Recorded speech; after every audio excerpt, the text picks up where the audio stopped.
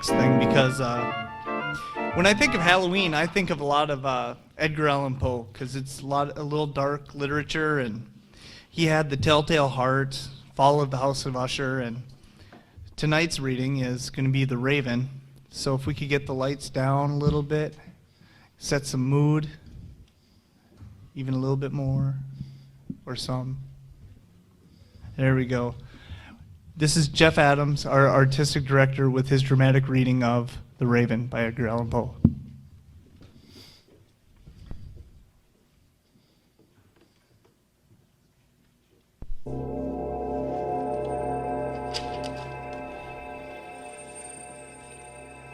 Once, upon a midnight dreary, while I pondered, weak and weary, over many a quaint and curious volume of forgotten lore, while I nodded, nearly napping, suddenly there came a tapping, as if someone gently rapping at my chamber door.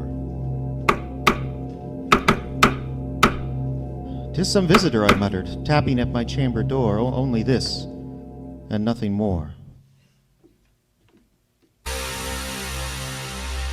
Distinctly I remember, it was in the bleak December, and each separate dying ember wrought its ghost upon the floor.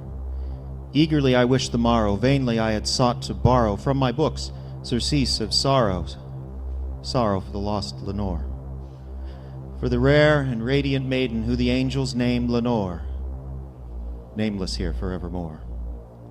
And the silken, sad, uncertain rustling of each purple curtain thrilled me, filled me with fantastic terrors never felt before, so that now, to still the beating of my heart, I stood repeating, "'Tis some visitor entreating entrance at my chamber door, some late visitor entreating entrance at my chamber door. This it is, and nothing more." Presently my soul grew stronger, hesitating then no longer. "Sir," said I, or madam, "truly your forgiveness I implore, but the fact was I was napping, and so gently you came tapping, and so faintly you came rapping at my chamber door, that I scarce was sure I heard you." Here I flung open the door. Darkness there, and nothing more. Deep into this darkness peering, long I stood there, wondering, fearing, doubting, dreaming dreams no mortal ever dared to dream before. But the silence was unbroken, and the darkness gave no token, and the only word there spoken was the whispered word, "Lenore." This I whispered, and an echo murmured back the word. Merely this, and nothing more. Back into the chamber turning, all my soul within me burning. Soon again I heard a tapping, somewhat louder than before. "Surely," said I, "surely this is something at my window lattice. Let me see then what thereat is, and the mystery explore. Let my heart be still a moment, and this mystery explore. 'Tis the wind, and nothing more."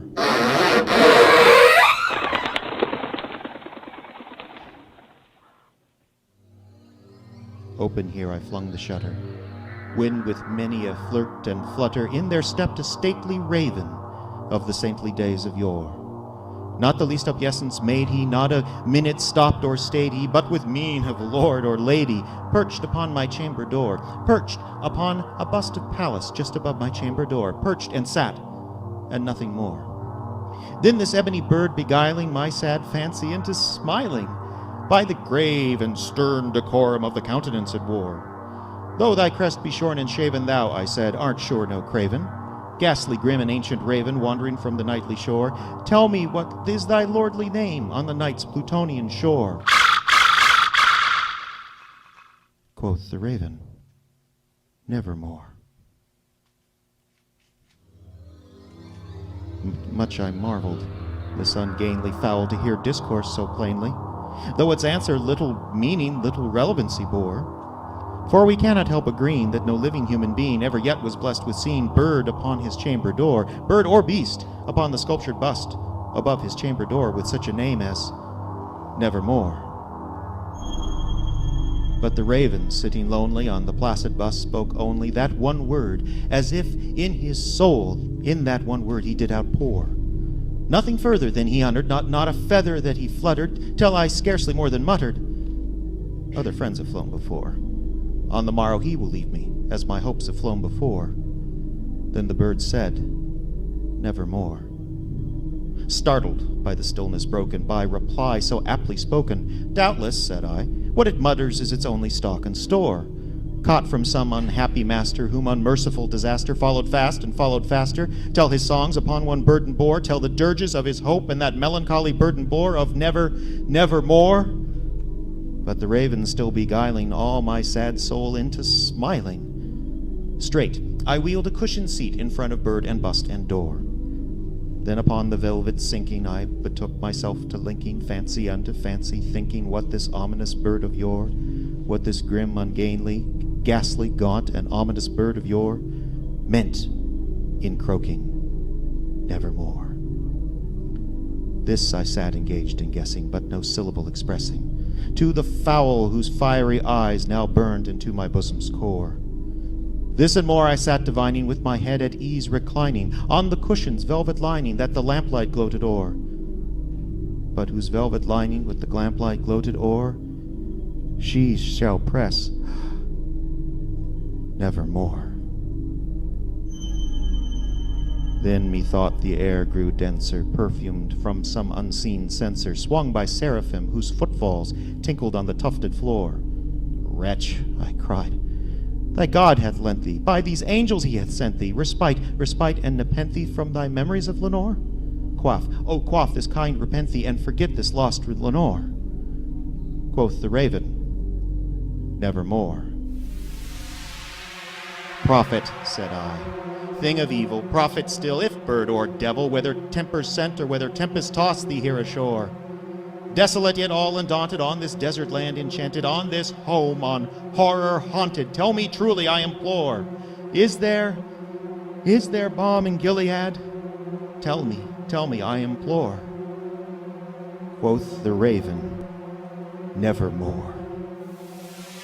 Prophet, said I, thing of evil, prophet still, if bird or devil, by that heaven that bends above us, by that God we both adore, tell this soul with sorrow laden, if within the distant Aden it shall clasp a sainted maiden, whom the angels named Lenore. Clasp a rare and radiant maiden, who the angels named Lenore? Quoth the raven, nevermore. Be that our word of parting. Bird or fiend, I shrieked upstarting, get thee back into the tempest and the night's Plutonian shore.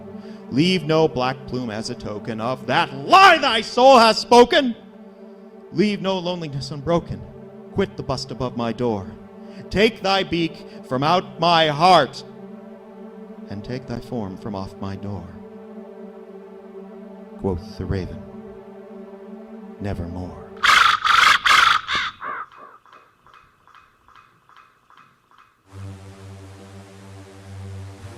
And the raven, never flitting, still is sitting, still is sitting on the pallid bust of Pallas just above my chamber door. And his eyes have all the seeming of a demon's that is dreaming, and the lamplight o'er him streaming throws his shadow on the floor. And my soul, from out that shadow that lies floating on the floor, shall be lifted nevermore. The Raven was written by Edgar Allan Poe, read here by Jeffrey Adams.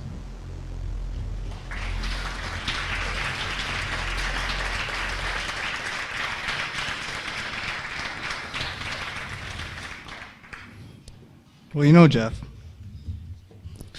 I think that's a pretty good reading. You know, there's another version of that story, Harley. Oh, I was pretty sure there was. There Jeff. was another version. It goes like this: da da da da da da. Lenore is dead. Lenore is. I've been waiting for that all night.